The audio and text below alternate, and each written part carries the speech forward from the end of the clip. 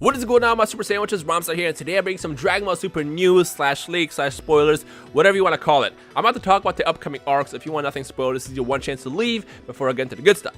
Now, to those who've been following me on Twitter and been keeping up with Jump Festa, it is currently going on in Japan, and they gave us our first look, and I guess more of a teaser about the upcoming Dragon Ball Super arc, the Universal Survival Arc. And yes, if you couldn't already tell based on the title of the arc, this is the Omniversal Tournament. This is the tournament that was initially teased back in the Champa arc. It is finally happening. Now, we do have a couple things to discuss. Number one, we have a poster, which you can see in the background of this video. And two, we have a synopsis that was released by VJump. As always, big shout out to Herms for these amazing translations. If you want to follow him, I will link his Twitter in the description below. At Goku's request, the Omni King's Tournament of Power martial arts tournament between the universes now begins. But also, this also proves to be the beginning of universal destruction. What awaits the victors of this tournament and the vanquished? How will these intense team battles between the elites of each universe turn out? Question mark.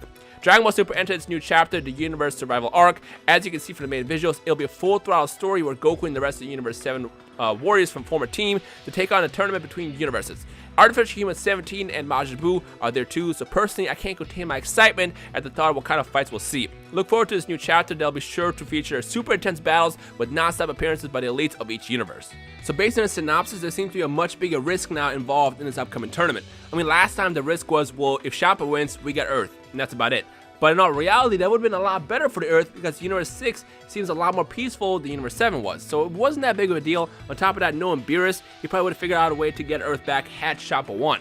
However, this time, they seem to be aiming the story more at the destructive power of the Omni King, where it's like, hey, if you lose, I'm taking your universe. Which makes a lot of sense considering the fact that for the last two arcs, they've been kind of hyping up how powerful the Omni King actually is. I mean, the very first time they revealed him back in the Champa arc, what do we see? We saw Champa and Beerus cower in fear and immediately bow their heads the second the Omni King showed up. And two, they also revealed right then and there that there were multiple universes in the past, but they were dwindled down to the last 12 because the Omni King destroyed the other ones. I think he said there were about 18 and not just 12. So he's pretty powerful. He can make a universe just disappear just like that. In fact, we even saw him do that in the Zamasu Black arc. Yes, that's right. When future Omni King was called to the fight, he actually destroyed the entire future universe. Gone. Universe 7 in the future doesn't exist anymore. And then, of course, we saw him get picked up and taken to the past, and now we have two Omni Kings. Now, from the looks of it, this next arc seems to be very much more serious than we actually thought. Because, I mean, to be honest, I thought this upcoming tournament was going to be more fun, similar to what we saw in the last tournament, where it was kind of like, it's cool, but it's not that serious. But now, if you introduce the idea of the possibility of losing your universe, the fights are going to get a lot more interesting, which is probably why they decided to have this roster for Universe 7. I saw how controversial the response was when they initially showed us off, but the current roster for Universe 7 is, number one, it's 10 people instead of 5 like last time, and two, it consists of Majin Buu, Krillin, Android 18, Android 17, Goku, Vegeta, Ultimate Gohan. Yes, I said Ultimate because he looks like he's ready to fight. So Ultimate Gohan is his title once again, at least I hope. Master Roshi, which is a controversial one, Tien Shinhan, and Piccolo. Now, the first questions that I saw, or first set of questions I saw is number one, why no Goten and Trunks? And two, where's Monaka? Well, like I said, this tournament seems to be a lot more serious, so you can't just kind of waste a slot on Monaka, because if they get to a situation where Monaka has to win, he's not going to win. That's going to be the destruction of Universe 7, and because of that, I feel like Monaka will be thrown out from the possibility of being on this tournament, even though he was actually introduced just to make sure Goku and Vegeta train harder. The real question I want to know is whether or not they'll actually reveal that to Goku, because knowing Beerus, they'll probably keep this as secret as long as possible. So when it comes down to it, they'll probably just say something like, oh, well, you know, Monaka has to go do something else, but that's not the point. The other controversial one, like I said, was the fact that Goten and Trunks are not in this tournament. I mean, they basically replaced Goten and Trunks with Master Roshi and Ender 17. Why?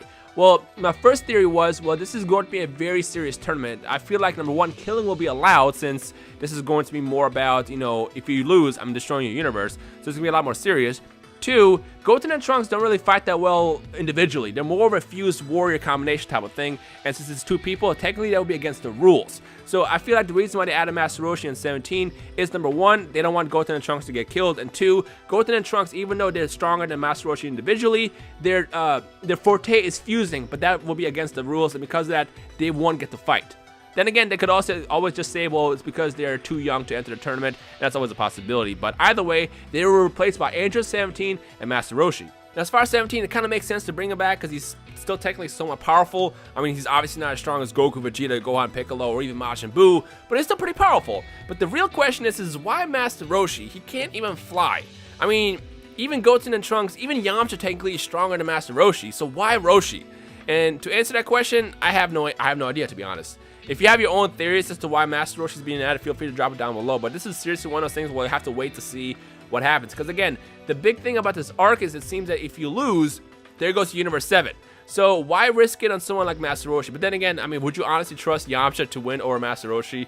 Probably not. I mean, either way, it's kind of like a lose-lose situation. And honestly, the way that I see it, this is Master Roshi, the type of character that's so old, he's lived his life. It's kind of like, well, you know what?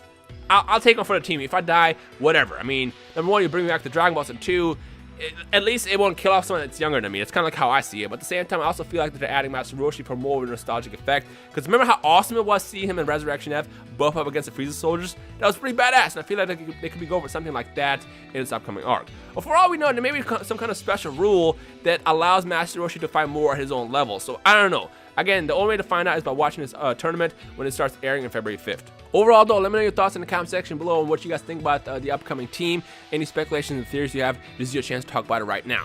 Now, the big thing that was revealed at Jump Festa today is, for starters, this is very little, number one. They are really good at teasing this stuff without telling us anything. But the real big deal is the fact that they showed the gods from the other universes for the very first time, and we can officially confirm that it's not like a specific god race that's similar to Champa and Beerus. Now, unfortunately, due to the quality of the video, you can't really tell what the other gods look like, but at least you can see the different shapes and sizes, especially the gods standing next to what seems to be Champa. Very different. So we can finally confirm that there is no like god-specific race that basically is like a cat-like person thing that exists in every single universe. Because the big question that a lot of us had is whether or not every single universe was basically run by Beerus. Because when Champa was first shown off, it's like, wait, really? That's what the god of Universe 6 looks like? What about Universe 5? What about Universe 3? Well, now we know for sure that they're different, and hopefully as we get closer to February 5th, we'll get a closer look at the other gods of destruction or the other universes. So let me know your thoughts in the comment section below, what you guys think about the first look about this upcoming arc. They should honestly call this Dragon Ball Super Hunger Games at this point, because it's like, that's basically what it is. The real question I want to know is how are they going to get out of the situation? Because the funny thing is Zamasu set out to basically destroy all life across basically every realm, and this same thing is technically about to occur, where it's like no matter which team loses, there goes the universe. So in a way, this is like the Zero Mortal plan all over again, just with the twist, technically. So the question is how are they going to get around that? Because knowing Goku, he loves his fights, but I still can't see him as the type of person who would have that on his shoulder, where it's like he knows that he just had a whole universe killed off because he want to fight. So I wonder how they're going to do that, whether they're going to basically ask the Omni King to not destroy it, or if they're going to have to involve the Super Dragon Ball, so what the deal is. But it's going to get interesting. That's all we can say at this point. But overall, though, that is the news for today, straight from Jump Festa. As soon as anything else pops up, I'll probably tweet about it. If it's more serious news-related stuff, I'll make another video. So stay tuned and subscribe, and I will keep you guys in the loop. But for now, I want to know your thoughts on this upcoming arc, as well as the first look about the gods. Basically, feel free to discuss it down below. So yeah, anyways, if you want to see the actual video that was shown off, that showed the actual clips, I will link it in the description below once again. So check that out. Like I said, it doesn't show too much because it's kind of hard to see due to the fact that it was filmed on camera. But if that video ever pops up online, which I can't tell whether or not it would be, but if it does, I will tweet about it. So again, follow me over there at RhymeStyle. So yeah. Anyways, I hope you guys enjoyed us today. This has been RhymeStyle, and I will see you all y'all super sandwiches in the comment section below. And don't forget to leave a like if you enjoyed this video.